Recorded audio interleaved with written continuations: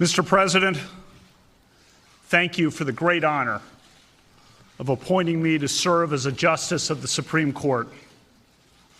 I've seen firsthand your deep appreciation for the vital role of the American judiciary.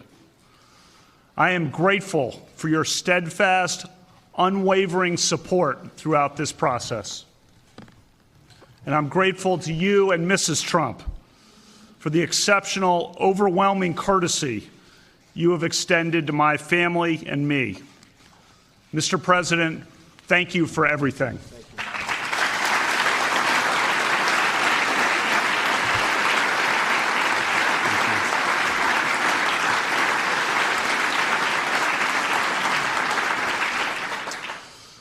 I'm honored to serve on a Supreme Court headed by Chief Justice John Roberts. Chief Justice Roberts is a principled, independent, and inspiring leader for the American judiciary. As a country, we are fortunate to have John Roberts as Chief Justice of the United States. I'm honored to serve alongside all of my new colleagues, each of whom I know, and each of whom I greatly admire and deeply respect. All 9 of us revere the Constitution. Article 3 of the Constitution provides that the judicial power shall be vested in one Supreme Court. The Supreme Court is an institution of law. It is not a partisan or political institution. The justices do not sit on opposite sides of an aisle. We do not caucus in separate rooms. The Supreme Court is a team of 9. And I will always be a team player on the team of 9.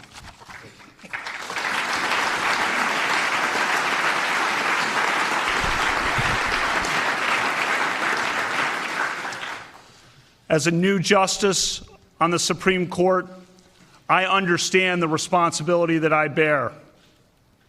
Some 30 years ago, standing here in the East Room with President Reagan, Anthony Kennedy took the oath to be a new justice of the Supreme Court.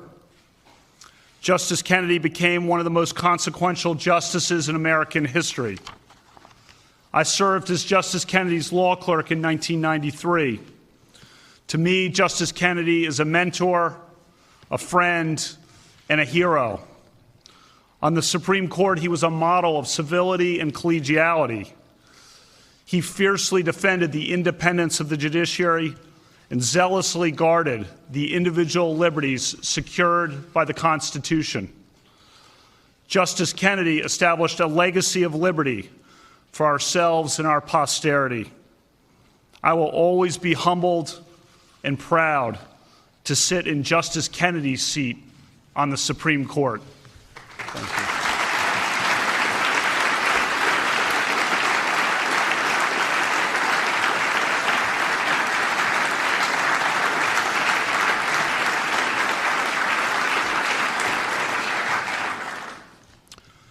I thank the members of the United States Senate, Senate Majority Leader Mitch McConnell, for his leadership and steady resolve.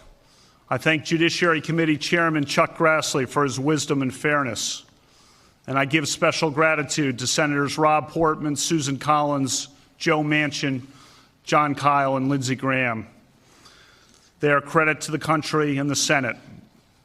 I'll be forever grateful to each of them and to all the senators who carefully considered my nomination.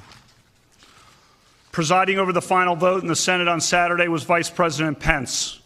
I'm grateful to the Vice President for his sound advice and faithful support. I thank counsel to the President, Don McGahn, who was a warrior for fairness and performed his critical duties in the finest traditions of our Constitution. Thank you.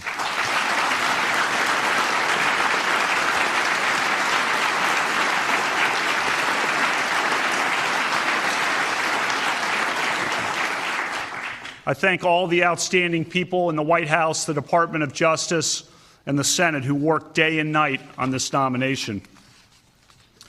One of a federal judge's most important responsibilities is to hire 4 new law clerks each year. The law clerks are recent law school graduates, and they work in the judges' chambers for 1 year. They're among the best and brightest young lawyers in America, and they become the future leaders of the legal profession. I thank my former law clerks who devoted so much time and energy to support me during the confirmation process.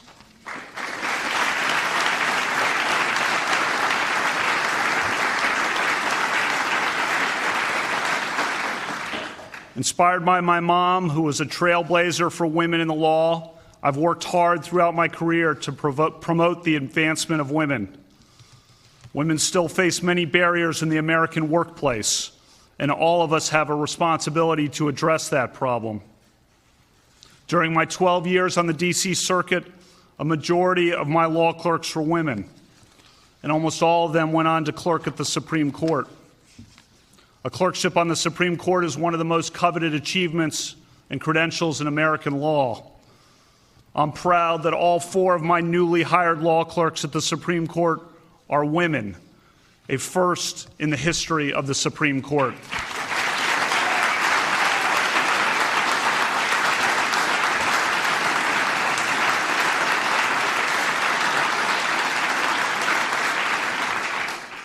Tonight, I thank all my friends, so many amazing and fearless friends, from my high school days, college, law school, clerking, the Bush White House, including President George W. Bush.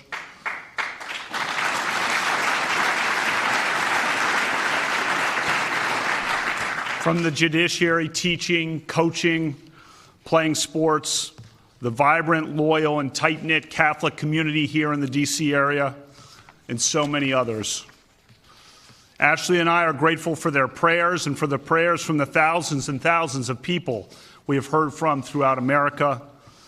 When I give advice to young people or speak to students, I tell them, cherish your friends, look out for your friends, lift up your friends, love your friends. I love all my friends.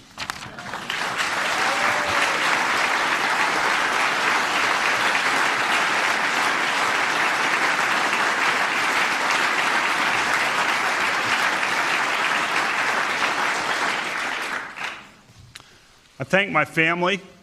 My mom, Martha, and my dad, Ed, are here. I'm their only child. My mom was one of Maryland's earliest women prosecutors and trial judges. My dad taught me his work ethic and love of sports. They've given me a lifetime of love, and I'm forever grateful to them.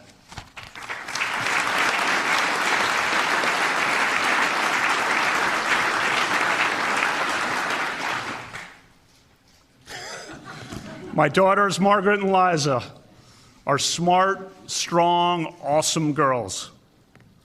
They're in the middle of fall lacrosse, looking forward to the upcoming basketball season. I thank their teachers for giving them the day off tomorrow so that they can come watch 2 cases being argued at the Supreme Court.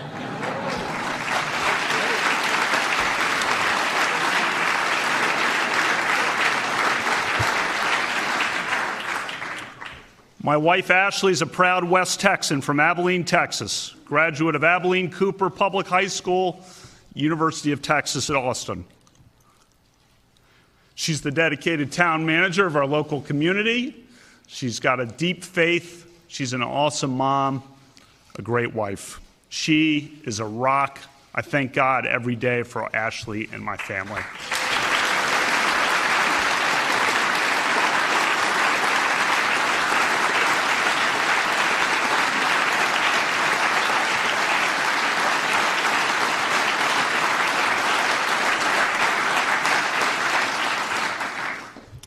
The Senate confirmation process was contentious and emotional.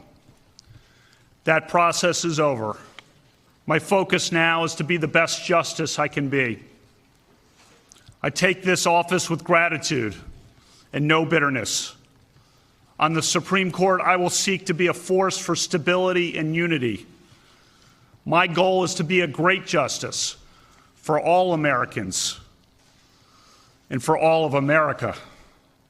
I will work very hard to achieve that goal. I was not appointed to serve one party or one interest, but to serve one nation.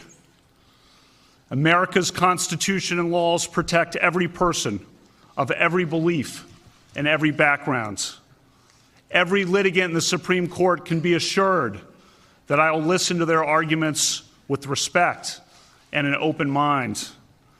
Every American can be assured that I will be an independent and impartial justice, devoted to equal justice under law.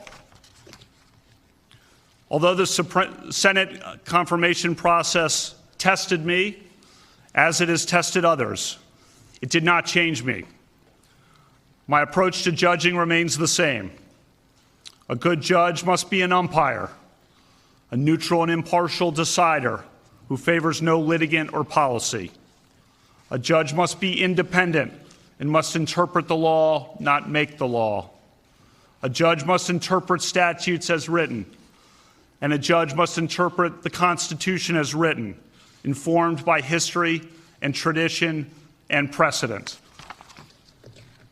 In the wake of the Senate confirmation process, my approach to life also remains the same. I will continue to heed the message of Matthew 25. I will continue to volunteer to serve the least fortunate among us. I will continue to coach, teach, and tutor. I will continue to strive to be a good friend, colleague, husband, and dad. As in the past, our nation today faces challenges and divisions. But I am an optimist. I live on the sunrise side of the mountain. I see the day that is coming, not the day that is gone. I am optimistic about the future of America and the future of our independent judiciary, the crown jewel of our constitutional republic. As a justice on the Supreme Court, I will always strive to preserve the Constitution of the United States and the American rule of law. Thank you all.